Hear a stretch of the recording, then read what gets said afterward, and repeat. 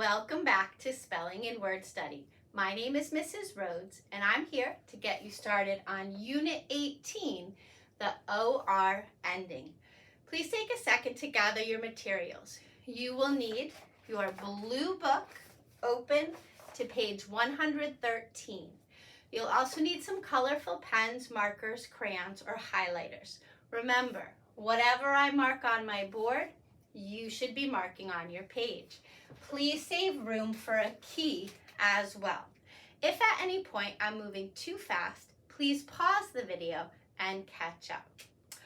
All right, so over the last couple weeks, we have been focusing on our endings.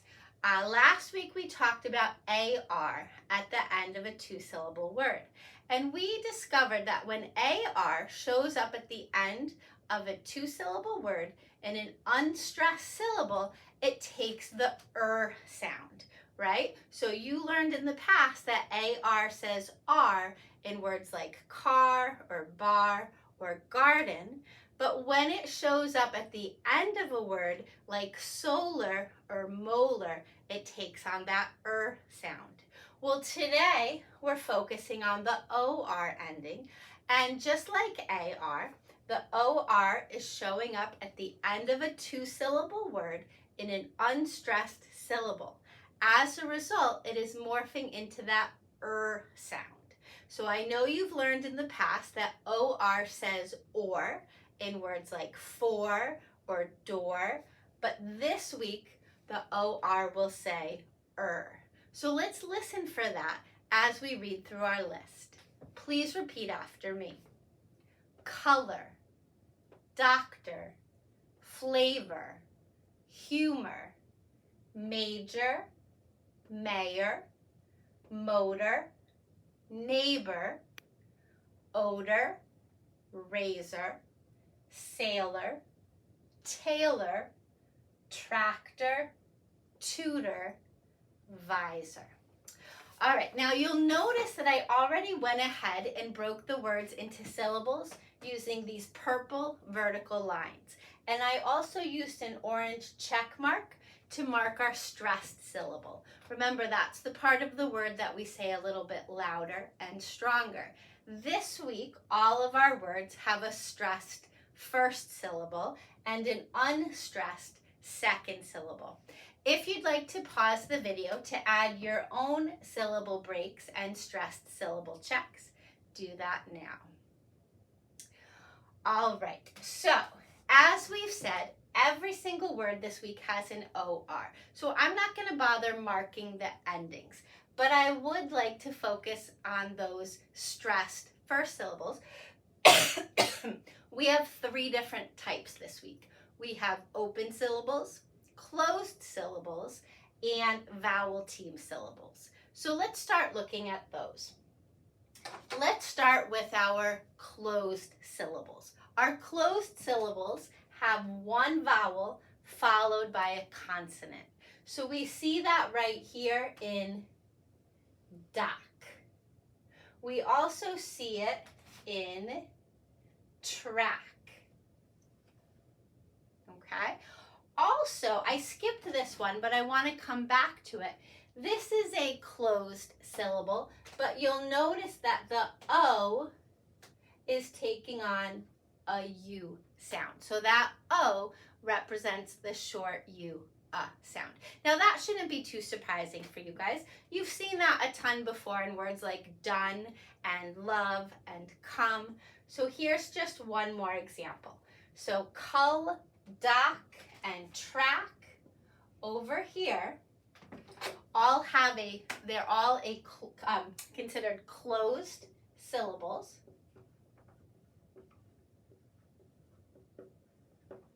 Which means it's going to have a short vowel sound. Nothing tricky about those. All right, let's choose a second color. And now we're going to find our open syllables. Remember, open syllables are stressed syllables that end with a vowel. So in flavor, we have the long A. In humor, we have the long U. major, long A, motor, long O, odor, long O, razor, long A, tutor, long U. Remember, long U can say U or oo, and visor, long I. So over here, a red box represents an open syllable, and that will have a long vowel sound. Okay, we only have a few words left, and they all have a vowel team in them. We've spent a lot of time talking about vowel teams in the past. So in the word mayor, we have that AY working together to make a long A sound. In neighbor, we have EIGH, all four letters working together to make a long A sound. In sailor, we've got the AI making an A sound. And in tailor, we also have the AI. Now notice we've talked about this before. Quick review. AY shows up at the end of a syllable. AI shows up in the middle of a syllable, but they both make a long A sound. So over here, anything in a blue box represents a vowel team. Okay? And in these examples, they all make a long vowel sound. Okay, so now what I want to talk about is a suffix that shows up in the word sailor. A sailor is a person who sails.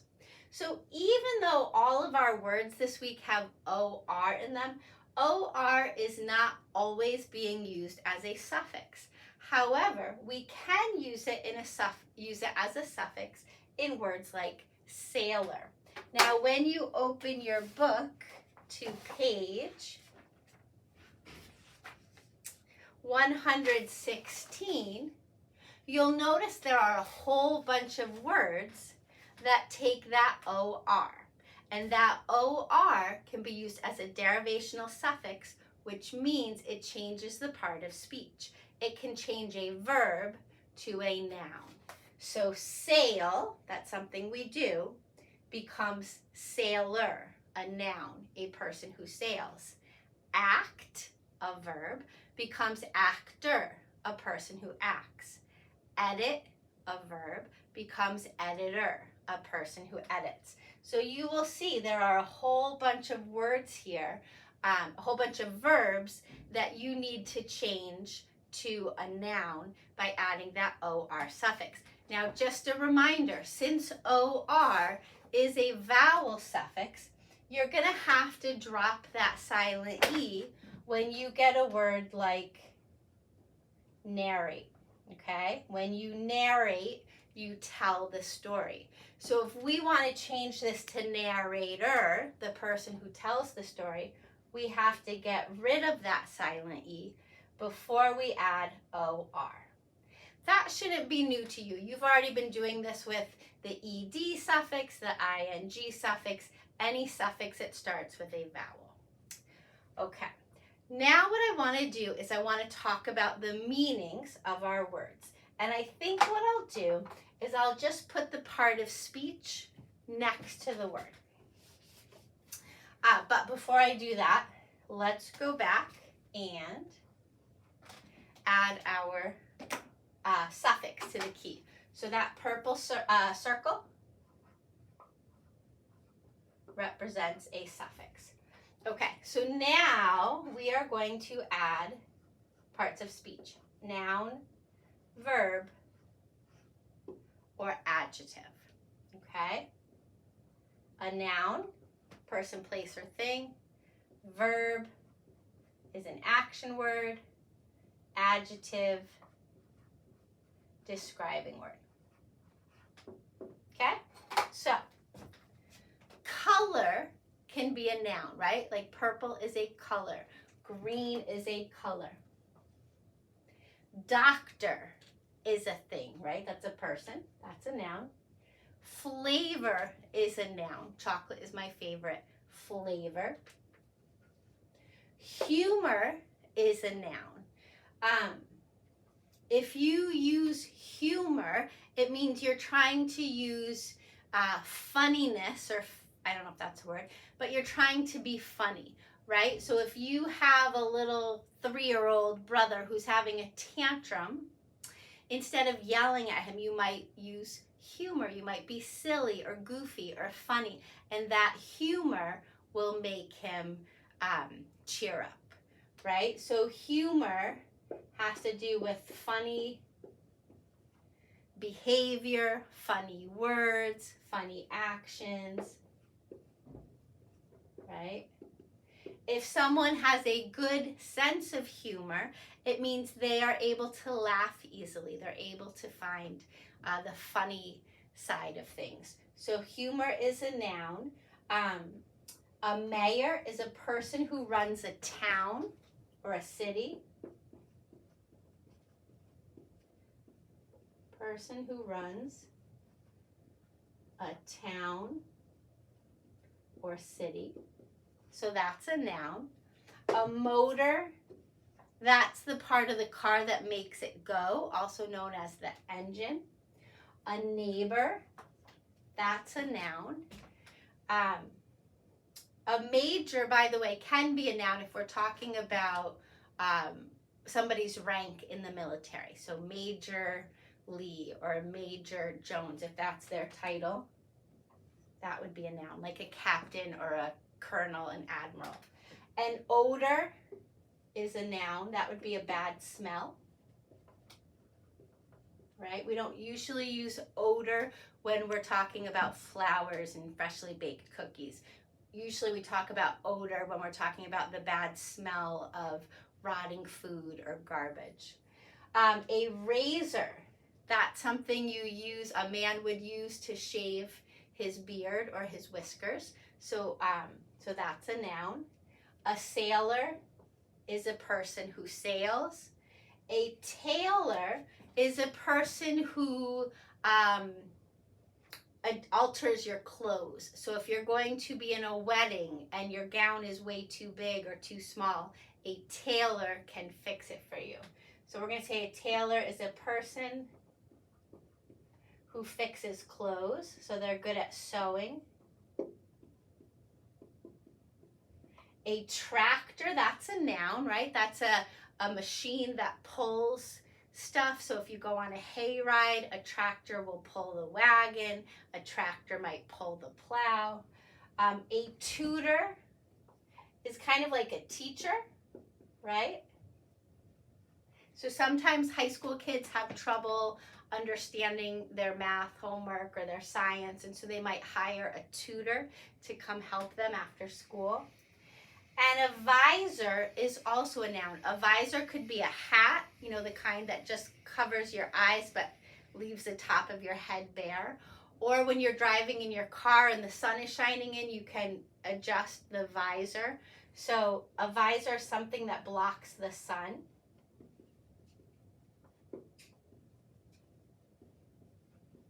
Okay. So notice every single word of ours this week can be used as a noun. We noticed that last week too. Most of our words that ended with AR could be used as a noun as well. Now sometimes our words can be used in other ways too. So color, yes, it's a noun, but it's also a verb. It's something you can do. You can color a picture. Flavor can also be used as a verb because you can flavor something with lemon, or you can flavor it with, some sort of flavoring.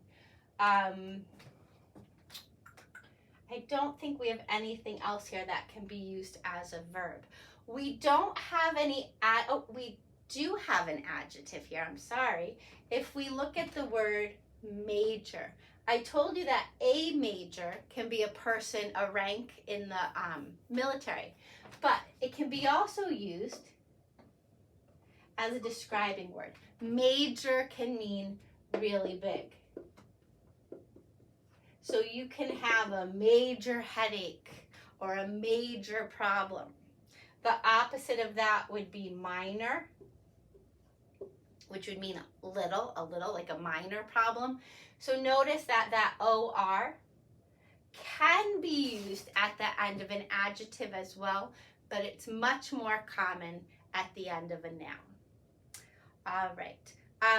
I think that's all I have for you. I did want to just quickly point out that after you work with that OR suffix, you're going to have more practice with homophones. Okay, remember homophones are words that sound the same but are spelled differently and have different meanings. So weather and weather, seller and seller, minor and minor. Okay, so good luck with that. If you're not sure what some of these words mean, remember to ask an adult or look them up.